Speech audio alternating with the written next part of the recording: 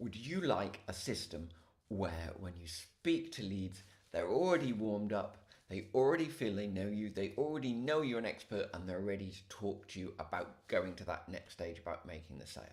Well, in that case, we need to talk about email automation.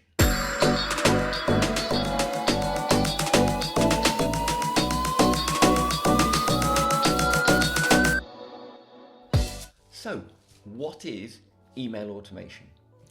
Well, it's a way that your email marketing software, so that's MooSend, MailChimp, MailerLite, whatever you're using, sends a series of emails automatically to the right people at the right time with the right message. That's really important so that you can make sure when certain people, certain leads get to a certain point, you put them onto that automation, or they automatically go onto that automation and they get one email after the next, with time gaps, gradually giving them all sorts of information that really warms them up, helps you engage them, helps them feel that they're getting to know you, so when you then phone them, it's a completely different conversation to if you phone them cold. Why do you want email automation? Well, I think we just explained it, isn't it? It is great for warming up leads. It is great for helping people to get to know you. It is great for all sorts of things going on while you sit back and relax, because it's happening automatically, hence the name. Okay, I want to explain the different parts you can find within email automation, and I've got one of my automations here. This is for a website of mine called Enjoy Mozambique. I'll go through the different things that happen. Okay, first of all, we have what we call at the top a trigger. This is something that makes the automation start. It could be something that you do, such as adding a user to a group. It's something that they do, such as filling in a form. But the key is there must be a trigger, there must be something that makes this automation start. For me, that they fill in a form, okay, and they fill in, on my site, there are members and there are subscribers. So at this point, they're filling it in a form to get a newsletter, okay, but I'm trying to encourage them using this automation to actually fully sign up to the site. Okay, so the first thing is they're filled in the form. That's the trigger. The next thing is you can also get filters. So I don't want everybody that fills in the form to go into this automation. So after the trigger that they fill in the contact form, I've then got a filter. So only certain people after this point get onto this automation. So my filter here is that, first of all, they're in the group personal use. So when people fill in the form, they say, are they using my website for personal or business use? And that's two different automations. So this one is for personal use. So it filters people who are going to use my website for personal use.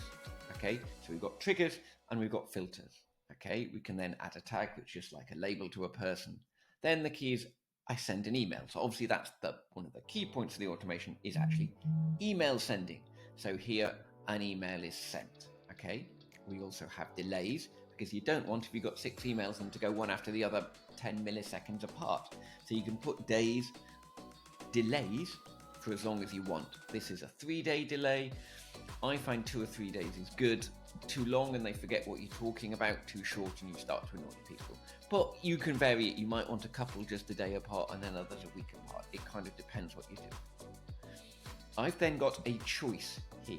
Okay, so you can also put choices in. So for me, this choice is, have they signed up to be full members? And if they've signed up to be a full member, then they leave.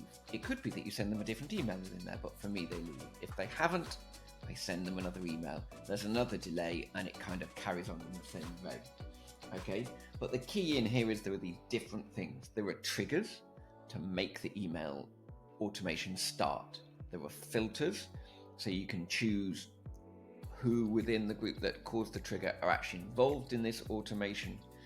There are then emails that get sent, there are delays, and then there are decisions where you can split the group up into different groups and different emails, or some people get removed and some carry on. Now we know all the different parts that you can put into an email automation. What do you actually want to say in the emails themselves? Okay, there's a few different elements to this.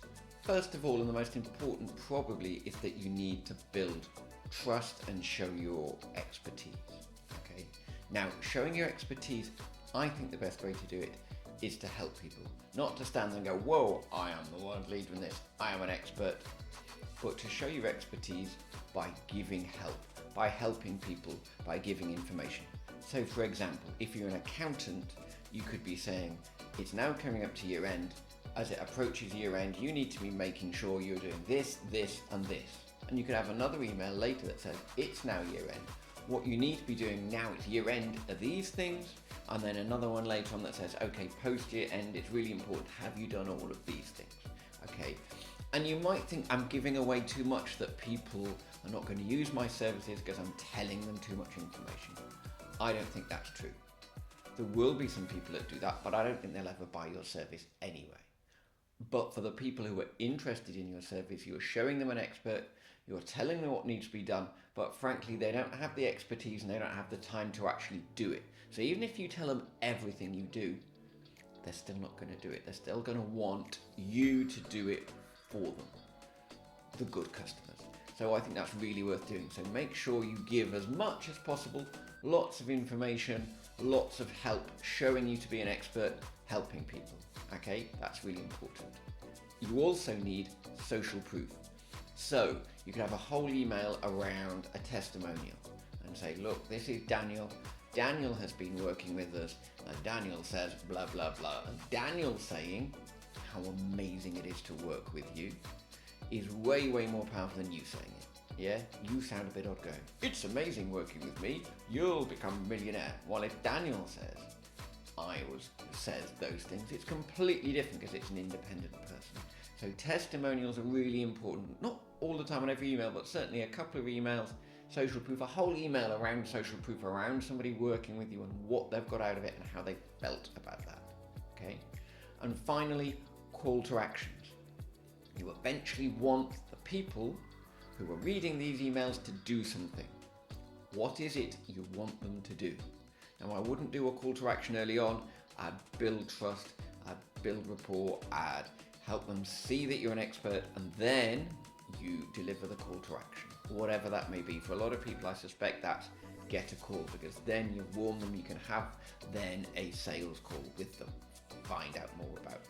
It might be a simple buy now or other call to actions for different people, but the key is you must have in that final email and possibly a last couple of emails a clear call to action.